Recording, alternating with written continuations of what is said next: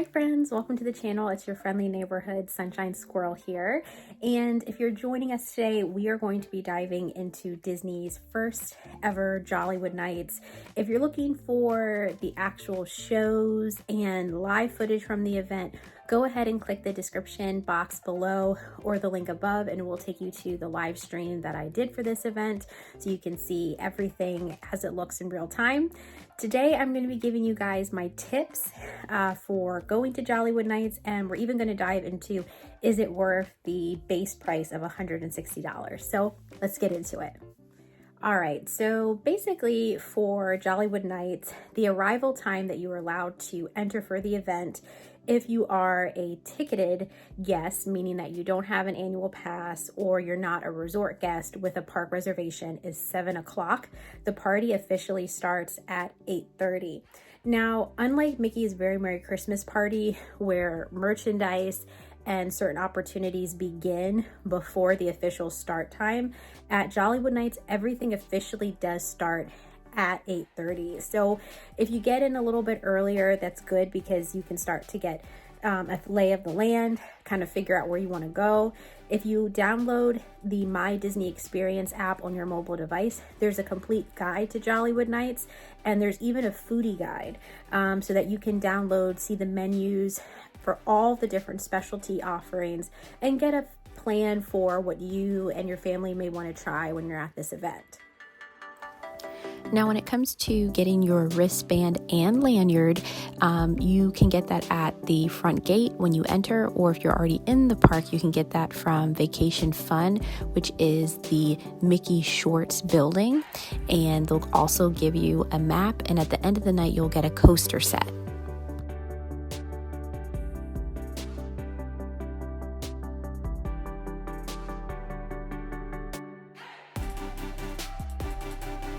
Now, when it comes to merchandise for Jollywood Nights, unlike Mickey's Very Merry Christmas Party, where there's a wide variety of merch, for Jollywood Nights, it is going to be a t-shirt that says Jollywood Nights Inaugural Year 2023. It is sold at a couple of different stores throughout the park. At least that's what it says within the brochure, but I can tell you guys that when I went to Jollywood Nights, I spoke to a manager and she told me that the main location and kind of the only location where you can find the shirt is actually going to be at Once Upon a Time, which is a store that's located on Sunset Boulevard right before you get to the Tower of Terror. So the other stores that's listed in the guide sell holiday merch, but not the actual official event t-shirt. And I will tell you that people start lining up for this shirt, I think it was like at 8 o'clock. And so if you want your shirt, definitely make sure to get there early. But I'll let you know, when I was there for the event, they had plenty of t-shirts to go around. You basically enter the store, you tell the cast member your shirt size, and they give it to you. There's a limit of 2 shirts per guest. So make sure if you divide and conquer for this event, which is what I did, that you at least have the number of people in line for this shirt that can at least get the 2 for other people that may be in your party that are waiting for the show or getting food. All right, so now let's talk about the shows. So there are going to be 3 main shows here. So the first show is going to be at Theater Under the Stars, and that is also on Sunset Boulevard, right next to Once Upon a Time, right next to Twilight Zone Tower of Terror. And this is going to be kind of your main show of the night. It features Miss Piggy, Kermit, Tiana, and a couple of other of your favorite Disney friends. I'll give you a hint, they have ears. And there's singing, there's dancing. I won't give you guys any spoiler alerts. If you want to see the show, go ahead and click that link. But this is kind of the main event for this party. So I absolutely would recommend going to this show. I really enjoyed it. There was lots of singing, dancing. There was even a live band, and I have not appreciated that at a Disney show in quite some time, or even, I don't know, I can't remember one. So that was really, really unique. And this show is Disney's Holidays in Hollywood. And they have multiple show times throughout the night. First show is going to start at 8:45. Then the second show is going to be What's This? It's a Nightmare Before Christmas sing-along. It's in the theater where they normally have the Frozen sing-along. Last show is going to be Jingle Bell, Jingle Bam, which is a show that Hollywood Studios typically has at the close of the night during the holiday season. It's the projections on the Chinese theater, and then it ends with fireworks. And there's only one show of this, and it takes place at 12:30. The event technically is from 8:30 to 12:30 a.m. So this show, I should say, closes out the entire event. So I would say if you're planning on sticking around for that final show and the fireworks, it's going to be a late night for you. You're probably not going to actually leave the park until probably like close to 1:30, 2 o'clock, depending upon if you drove or if you're taking Disney transportation to get back to your resort. So be aware that if you stay for the closing show and the fireworks, you are going to be out at the park super, super late. And this is kind of a sidebar, guys, but I do want to throw this out there that even though Jollywood Nights, kids are welcome and they can come, I will say that there are a lot of adult elements to this party that, in my personal opinion, I don't necessarily think it's kid friendly. So, you know, kids staying out till 1:30, 2 o'clock in the morning, like I was never allowed to do that, you know, growing up. So I know you're on vacation, so maybe you're okay with your kids staying up that late, but, you know, just be aware that it's going to be a late night for your kids either way. The party doesn't start till 8:30, and with it going on till after 12:30, that may be a little bit too much for some of those little musketeers. All right, so now let's talk about some of the specific entertainment or party events within Jollywood Nights. So there is going to be a DJ on Hollywood Boulevard. Hollywood Boulevard is basically Main Street USA for Hollywood Studios. It's going to be those shops and that main walkway where you first come in. That's where you're going to see tons of Christmas decorations. It's gorgeous and they have fun music playing. Feel free to bust a move. It's a great time. Now, another specialty party or event within this event is going to be, another special event is going to be the Twilight Soiree at the Tip Top Club. Now, this is going to be in the courtyard outside of the gift shop of the Tower of Terror, and it's jazz themed. So there's a live band. There's a woman that's singing your favorite Christmas carols and songs, but in a jazzy way. But this is, at the end of the day, guys, this is a lounge. So I'm just going to be straightforward with you. It's just adult beverages. So this is another element that I would say about Jollywood Nights that, in my opinion, is not very kid friendly. Now, of course, with it being Disney, your kids can be in that lounge. You know, they're fine. But I don't necessarily know if you want your kids sitting in a lounge setting. It has very much of a lounge bar sort of feel. Now the other option is Jazzy Holidays, which is at the Hollywood Brown Derby. If you're unfamiliar, the Hollywood Brown Derby is a restaurant, and it also incorporates a lounge at Hollywood Studios. And they actually have a walk-up list that you join on your phone.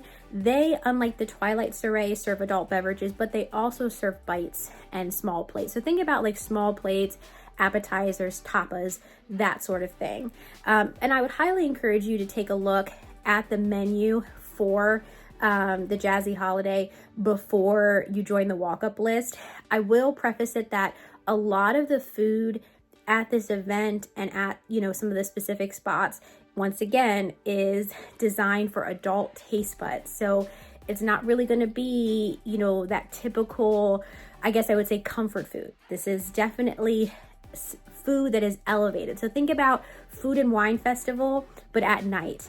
And I would say that at Food and Wine Festival, you can find more kid-friendly options, but I would say at Jollywood Nights, it's harder to find kid-friendly options because it's not an adult-exclusive event, but it is geared towards Disney adults. And down Commissary Lane, there's also a Latin street fair, which has lots of singing and dancing. All right, guys, so now let's move on to characters. So just like at Mickey's Very Merry Christmas Party, Jollywood Nights has a number of characters that you can meet. You can meet the Fab Five, Mickey, Minnie, Donald, Daisy, Goofy, Pluto at Animation Courtyard. At Pixar Place, you can actually meet Edna Mode and Frozone. And then at Echo Lake, which is that big lake in the center of Hollywood Studios where you see Gertie, the giant dinosaur, and Dockside Diner, is Nostalgia Lane. And down Nostalgia Lane, you're going to find some of your favorite Disney characters from the 90s. So they had Chip and Dale as the Rescue Rangers, Max as Powerline, and they also have from the early 2000s Phineas and Ferb. Phineas and Ferb were actually dressed up in scarves and winter hats. Max and Chip and Dale were just kind of in their typical garb, so not Christmas related, but it was really cool to see these characters and to get your picture with them, because where else are you going to get a picture with the Rescue Rangers? All right, so now let's also talk about attractions. I will say that during this event, I did take quite a gander at a lot of the heavy hitter attractions, and they were walk-ons. There was no wait, like 0 wait times listed on the board. And it's because a lot of people during this event were taking advantage of the specialty characters, the dining options, and just kind of hanging out. I would say, unlike Mickey's Very Merry Christmas Party, Jollywood Nights is extremely laid back, and there's not as many people. I don't know if the caps for the 2 different parties are different, but it definitely seemed like it. At Jollywood Nights, there's definitely space for you to just kind of walk around, sit, hang out. It's more of a relaxed vibe. And one of the specialty attractions that you can ride during this event is Rise of the Resistance. So there's a virtual queue that drops at 8 o'clock. You can join that queue and then get called.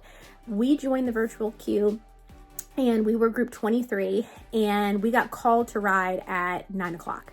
And it literally was, I think honestly, going through the entire queue, because you guys know that part of like Rise of the Resistance is the queue and the pre-show and everything. We were on and off the entire ride within like 20 minutes. It was amazing. And typically, you know, if you go to Hollywood Studios on a regular day, Rise of the Resistance can have 3-4 hour line wait times. Otherwise, you have to pay for Lightning Lane. So I really like the fact that this was a great way for us to ride this attraction. And it was the icing on the cake because everything was working with the attraction. Kylo Ren was working.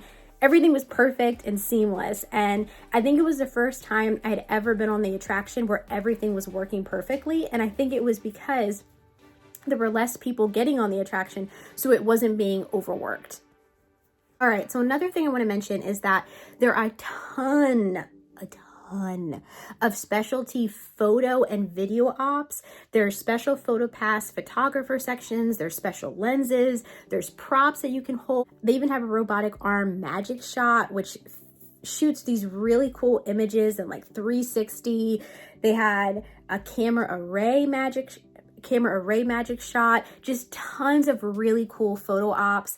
And I failed to mention at the beginning of this video, but one of the unique things about Jollywood Nights is that you are encouraged to dress up, and the theming is early old Hollywood, because you know, like at Hollywood Studios, we're going to Hollywood. It definitely was giving me great movie ride vibes. I'm telling you, like, people were dressed to the 10. Like, I saw this woman that literally was like head to toe Marilyn Monroe. Like, people were amazing. And I would say more so than Mickey's Very Merry Christmas Party, people dressed up. Like, they came to play. Like, I kid you not, like if you are someone that loves to dress up, you need an excuse to dress up, like this is the event for you. You're gonna love it.